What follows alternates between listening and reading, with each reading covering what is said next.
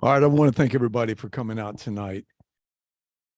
We've been seeing a lot of stuff that's been going on around the country, and we've been paying attention to it, and we've talked about it on our True Christian Talk. But one of the things that we kind of stayed away from. I mean, we talked about it on our True Christian Talk, but we kind of left it out of the Trinity Security Ally talks and webinars. Now, we did talk a little bit about it when we had our Easter presentation on getting ready for Easter, because it was something that had recently happened. But it appears that the more and more that we kind of keep an eye on this, the more and more it feels like it is coming to a head. And I wanted Jessica on here tonight because I'm going to ask her for some insight later on. But this is just something that just keeps coming and coming, and it's really becoming a concern. And so we want to talk about it tonight. It's not a lot. It is a subject that a lot of churches do not want to talk about. I even was talking to a pastor today, and I kind of felt like, wow, they're just not even, I mean, they just weren't going to address it because of just the people that came to their church. But I think a lot of the churches that we have online do have to address this. And so we got to be prepared for what we're going to be talking about. So to get started, we're going to talk about that New Hampshire Public Radio, which is an exclusive outlet of NPR in New Hampshire, published in February 23 of 23 about you have to be dangerous back, why some LGBTQ people in New Hampshire are taking up arms. Now, when you read the article, it really started to become concerning because it said their mission, this was a group in New Hampshire, that a gun group that got together and went out and practiced, that their mission goes beyond mere hobby.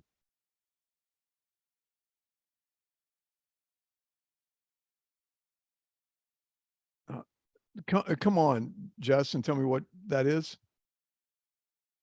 Oh, I was just saying right now, the only thing that we're saying is the screen cap of the video. I didn't know if you had a PowerPoint that you were showing. Yes, I am. And you're not seeing it? No, all we see is the screen cap of that video that we were practicing beforehand. All right, hang on then. Let me try this.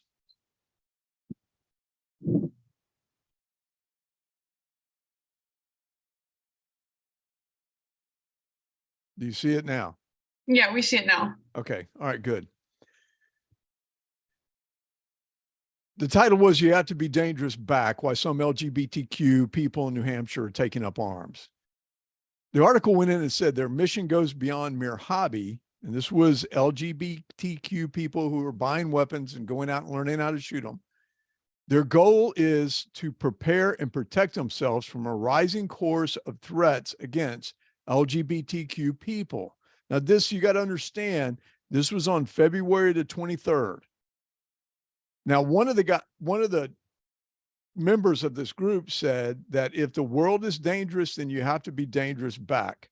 And that very much has pushed me to where I am right now, of arming themselves, learning how to use a weapon, being prepared to protect themselves. Right after this was posted, not long, I mean, this was February 23rd, but on March the 2nd, the governor of Tennessee signed into a law, a bill banning transgender procedures for children, which then I feel like sparked the March 27th, 2023 attack on the Covenant Christian School in Nashville, Tennessee. Now, why do I say that? This was put into place banning transgender procedures for children. The shooter at the Covenant Christian School had been transgender for some time. There's a lot of angst in here, and this is where we're getting into what we're talking about tonight.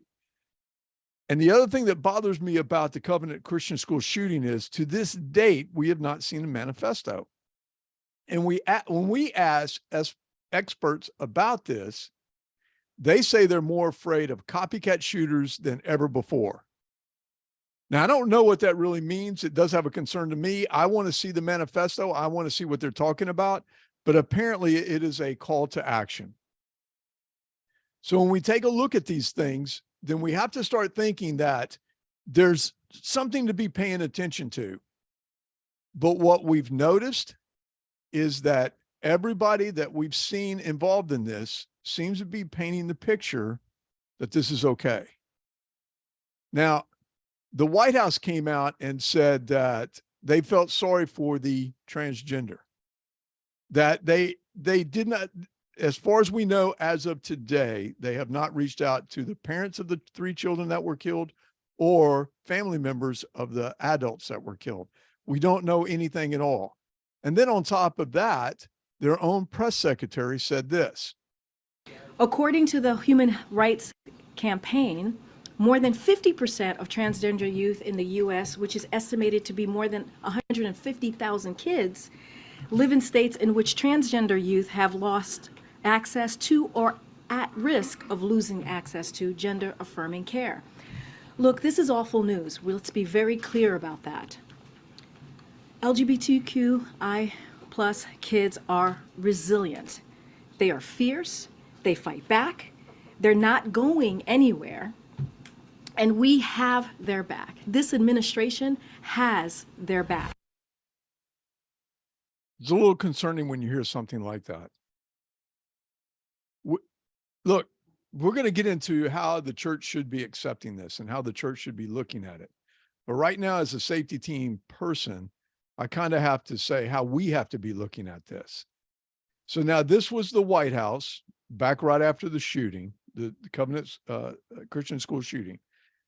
Then I got this video right here that really concerned me, where a person says it will be the last mistake you ever make. Now, I could not get the video to play in PowerPoint, so I'm going to try to pull it up on screen so that you can see it, because I want to play through this video and talk about it.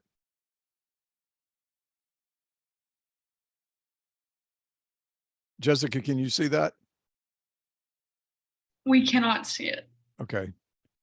All right. So let me come back to it.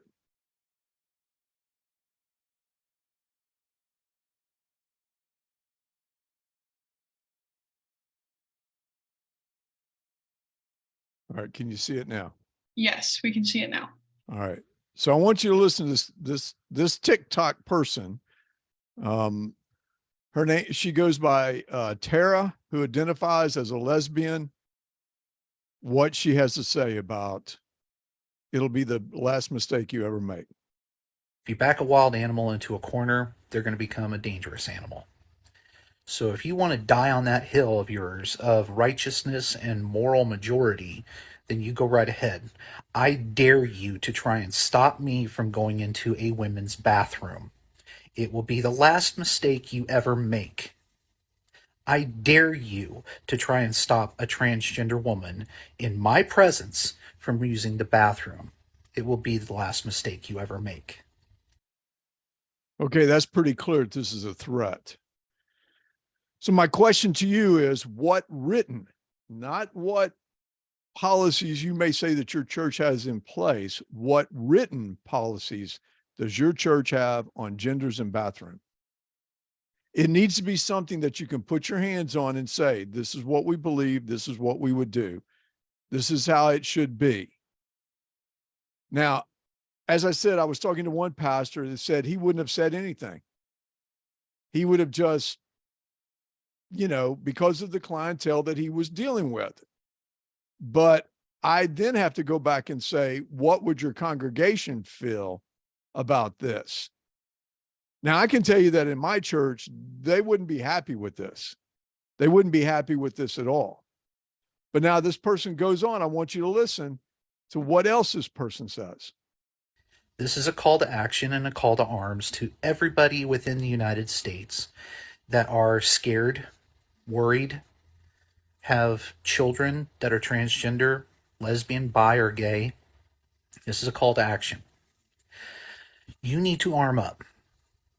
Plain and simple. Go out, buy a gun. Learn how to use it efficiently, through and through. Because the time to act is now. once again, this is just an all-out threat. Now, I'm not even, I want you to understand that this is not just a threat to a church, and this is going to happen. We're going to see this happen in a church. It might not happen in a small church. It may happen in a larger church so that they'll get more press on it. They'll see more results from what they do, but it's going to happen.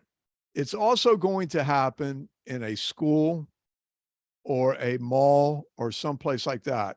So you need to be aware that this is out here. Now, I don't want us to become concerned about having to look at every person and just judge them immediately by the way that they look. That's not what we're trying to do here. What we're trying to do here is to make you aware of what we are seeing as Trinity Security Allies, as going out and looking for these things, of what we're seeing happening around the country. Now, this person finishes up. I'm going to let it run, and then we're going to talk about something else. You need to protect yourself, and you need to protect your fellow transgender brothers and sisters and theys and thems. You need to protect the rest of us in the LGBT community, as I'm going to do myself. Because there are lots of people like me who are not afraid to die. I love my girlfriends to death, but I would rather die for them to secure their safety, freedom, and future than to live and not have anything done. So you go ahead. You protect your kids.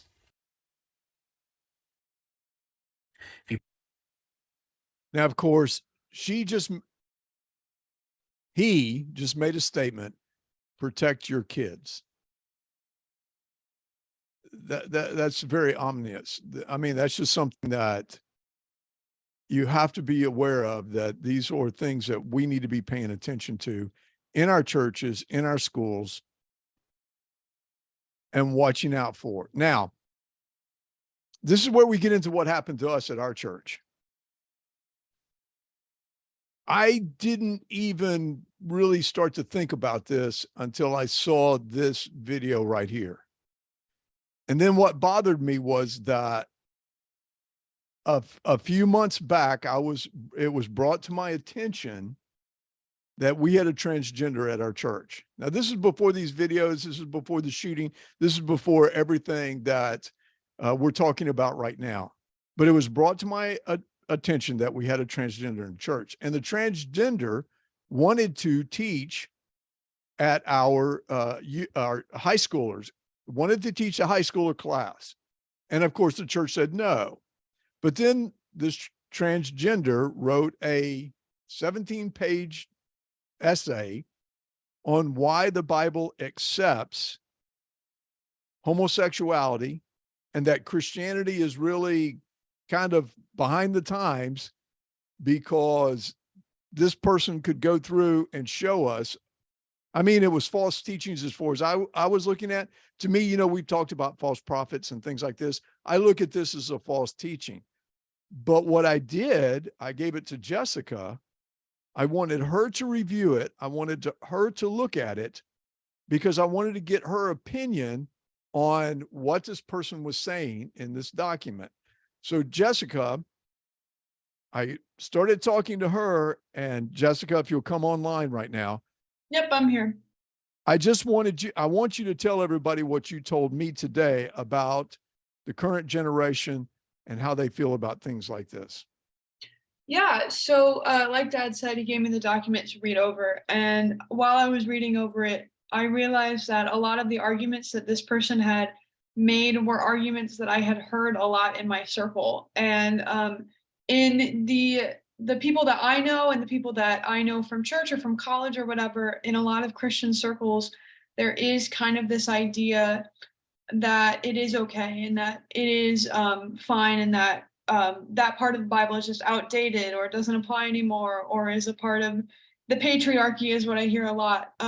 And so when I came back to Dad and I was talking to him about it, I said, this is something, every single argument that this person brought up is an argument that I had heard before, and is an argument that I have friends that believe in. Not all of my friends do, but a lot of them, a majority of them do. And so really it was just, I kind of at one point I just was skimming it because I had already seen all of these arguments, all of these kind of different teachings presented to me before by friends that were around my age. I would say around like 29 to maybe teenage level. A lot of them do feel this way, that they take kind of words in the Bible and then they either twist them or come at them with a bias, or find some sort of justification for saying that it's okay and saying that the Bible not only doesn't say anything at all about this stuff, but that the Bible accepts it or that approves of it or that encourages it.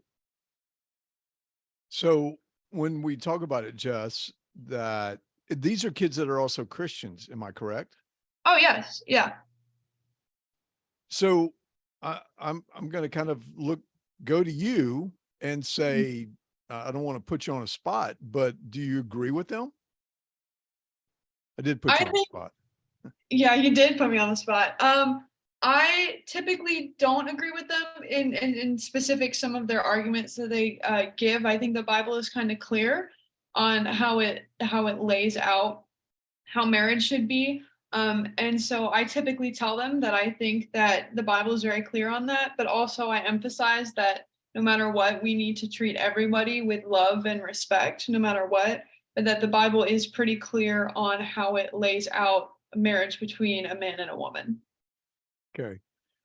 I find it interesting that the church, to me, it feels like the church has fallen down on how that we should be teaching on this.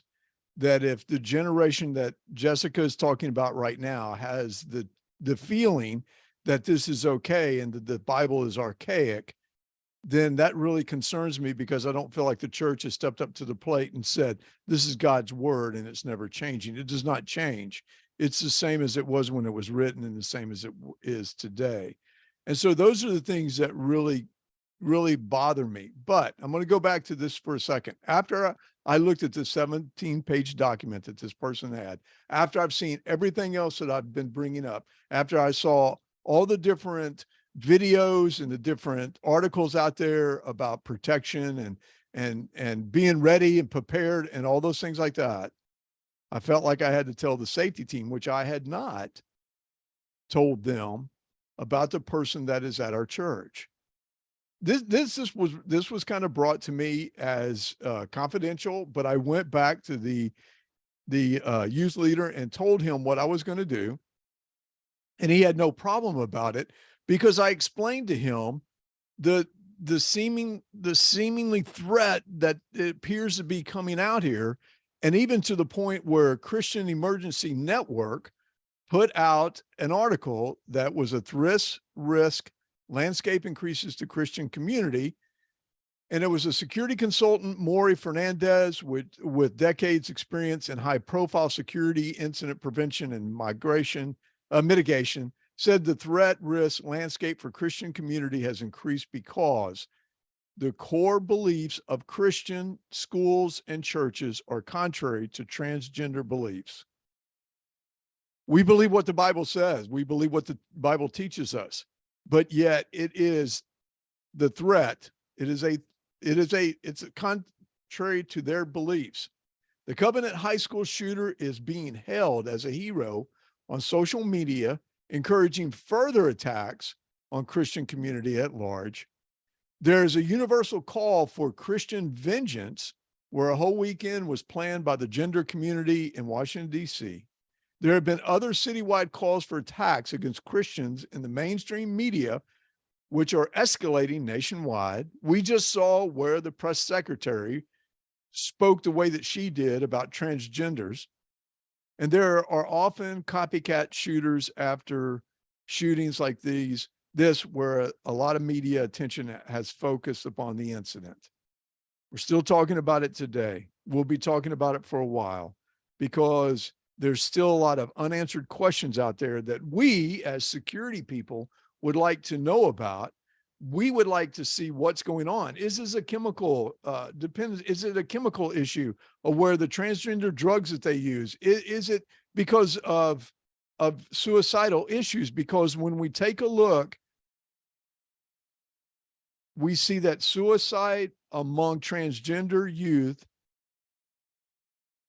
data indicates, PubMed said, data indicates that 82% of transgender individuals have considered killing themselves and 40% have attempted suicide, which suicidal highest among transgender youth. In other words, some of the articles I've read, it's second to military people that have PTSD who commit suicide. It's second. It just blows my mind. But when you read about this and you read about what is happening with them, to me, it seems like that they're chasing a God themselves because they don't believe in the God that we know and that loves everybody and loves us. And it is just one of these things that we need to know that we have an opportunity, if given the chance, to sit down and talk with them to try to explain that where they're going is just not going to be helpful. It's just not helpful. I mean, it's just the frustration, the issues, education, depression, stress, all these different things like that are going to go with this. This is why even Statistica data research showed in 2022, around 85.5% of transgender people assigned female at birth had considered suicide, compared to 77.2% of transgender people assigned male at birth. Approximately 42.7% of transgender people assigned at female birth had attempted suicide, compared to 37% of transgender people assigned male at birth had attempted suicide. This is you want to talk about an epidemic. This is an epidemic here. And we need to be aware of this, and we need to be watching to help anybody that comes into our church, especially the one that I'm talking about right now. We need to be watching, because we need to be looking at the signs that in case these people start to show us depression, desperation, anger, anxiety, any of these type of things like that are happening to them, we need to step in and try to do something. Now, what do? You have a transgender that goes into your bathroom, you contact local law enforcement. You advise them of what is the policies that you have for your church. If it comes to be, then you have to trespass that person. That's just all there is to it. But if there's any way that we can sit down and talk with them about this and talk with them about the love of God, then that's what we should be doing. It's just, we have to be aware that this could possibly be a threat out here and something that we need to be paying attention to. It's not a possibility of a threat, people. It is a threat, and we need to be paying attention to it. And it's just, I feel on my side, I'll be honest with you, I feel a little hopelessness on this myself, because usually when it goes to the point to where they're in the desperation or the anger or even thinking about suicide and things like that, it's going to take professional help just to help them out. And I don't feel like I'm capable of doing something like that.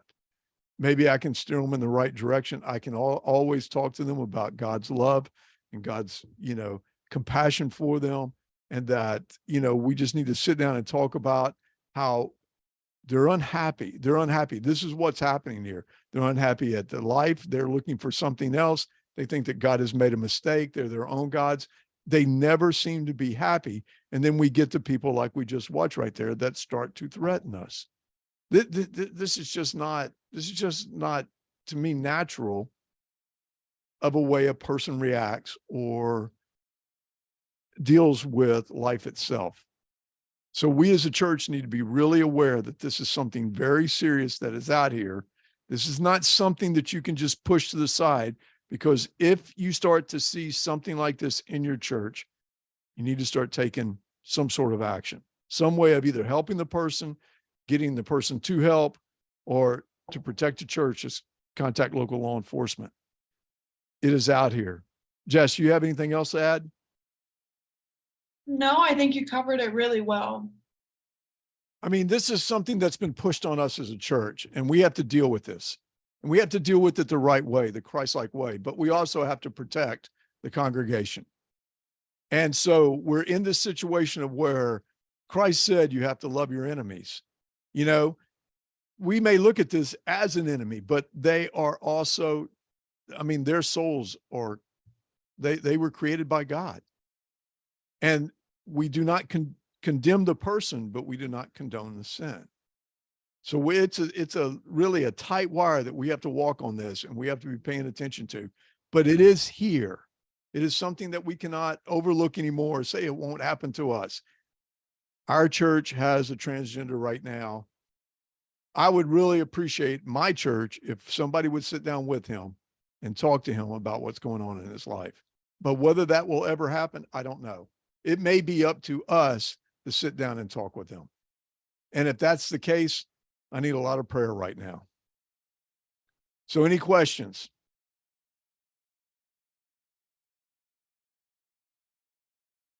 I am not seeing anything in the chat or in the Q&A. Okay. Well, then we'll get finished here. We have a training that's coming up, Staying Safe in Today's World. It is June the 10th, 8:30 a.m. to 12:30 p.m. It's a situational awareness, things to do in Tampa, safety conference. It's going to be at Generations Christian Church. Right now it is it $25, Wendy? I know she's out there. But you can go online at TrinitySecurityAllies.com and find out more information about it. Members only is going to be Thursday, May the 18th. There are different ways that you can do a church safety security membership. $3,000 a year, $300 a month, scheduled phone call consulting, Zoom meetings with myself on safety concerns as needed, with safety team lead team and other church leadership, a full day of training on the topic of your choice, or it can be broken into 2 trainings. Access to online library. This will be going to our online library when we get finished. This is for your members also, meeting for your team, and discounted tickets for our conference. We also have a church safety consultant membership, which is $75 a month or $750 a year. This gives you scheduled phone Zoom meetings with me on safety concerns as needed, discounted tickets for your team, and access to online training with your members of your team. We also have online training membership for individuals. This is $25 or $250 a year. This all just supports the ministry. Once you understand, this just helps us continue to do what we do. This allows you access to online membership, also discounted tickets, and join us on the online member-only Zoom meetings to discuss issues, concerns with myself and other safety team members around the world, around the country. Wish it was the world, but around the country. Now, we do have a new one that we're doing here, a national partnership with USCCA sponsored. We try to make it minimal cost to the church. If the church provides a minimum of 60 pre-registered, prepaid attendees, this will, especially if you're out of state, this will help you avoid travel costs. Attendees pay $30 per person, which includes a copy of my book, God's Unseen Plan. Church leadership is to provide space, snacks, promotion to your church and surrounding churches. We help with that. We help with the promotion. And then church provides a contact work on site that will handle check-in and consider consulting membership for ongoing support after this event. Always have to talk about USCCA. They're a great sponsor of ours. The question I always ask you, you don't drive without insurance. Why would you carry without some sort of insurance to protect you? Use of force insurance is becoming more. Listen, if you haven't been paying attention to the news, there's been several people out here that have defended themselves and been charged, even when the video shows you that all they were doing were defending themselves. So in order for us, if we're carrying, this is a really inexpensive way of having insurance to protect you, to where you would have bail money, you would have an attorney at no cost out of your pocket, except for what you're putting into in your insurance. The book, we've been getting great results from it. You can order yours for $25 donation. We still have free resources out there for churches who have not had a safety team, or this is the first time you're hearing from us, because we did a push on all the people that we've talked to in the past. We're trying to get us back to talk to everybody because it's just been broken up. But now we're using a thing called MailChimp that is helping us out, get the information out there. but you can download these four resources on trainingsecurityallies.com. They're free. And if you're thinking about putting together a safety plan, developing a safety team, carrying weapons in the church, or Sunday morning what to look for, please go out and pull these down. On Thursday on Rumble, and it's Rumble True Christian Talk, Kevin Haggerty and I talk about the world and looking at it through a Christian lens. A lot of people out here say we're in end times. Don't know if we are or not, but I'm telling you, it is a crazy world out there. It is just amazes me. It seems like every single day where we see something that you go, I've seen it all, but I have not seen it all. It still continues to happen out there. And so we talk about these issues that are facing us right now and how we as Christians need to be looking at it. And one of the things that we stress over and over and over again, God is in control. And we just have to lean in on him and trust him. But yet so many times, myself included, I have been on the ledge because of information that I see from the news. But that is my job. That is what God has put in my heart, to be out here looking for things that I can talk to you about. And sometimes I get depressed just like everybody else because what I see, and I have to take a break. And that's what Wendy and I did this last week. We went to New York and had a great time. So, any questions? No questions, but Mom did type in the chat that the safety event is $25 and that you can register now at trinitysecurityallies.com/events. And that does get you a book. Yes. Is that all? No other questions and nothing in the chat. Okay. Listen, I want to thank you for coming out tonight. This is just something that if you want to talk more about it, please give me a call, 727-267-0590. Please give me a call. I'd love to talk to you about this because the more that we see, I think a church is going to be tested real soon. I also fear that another church or school may be hit. And so we just have to be aware that these things are still out here. They raise their ugly head at all times. Satan is alive and well and working very hard on this country. And as Christians, we just need to start being prepared because it's not going to get better. It's going to get worse. And I hate to say it like that, but we're just going to see until there's a swing, until there's a change, until we see some sort of revival, which is what I'm looking forward to. And I'm hoping, and that's my word of the year is revival. Then we just have to hang in here and trust in him. So if there's nothing else, I want to thank everybody for coming out. Have a good night, be safe, and be blessed. Goodbye.